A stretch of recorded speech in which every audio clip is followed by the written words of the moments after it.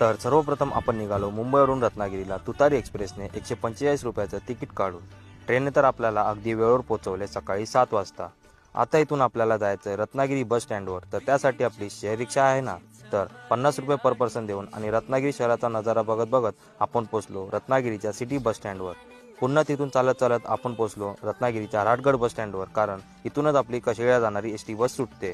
बसचे 55 रुपयाचं तिकीट काढून पुन्हा एकदा कोकणातला निसर्गरम्य रस्ता पाहत पाहत आपण पोचलो शेवटी कशेळीला.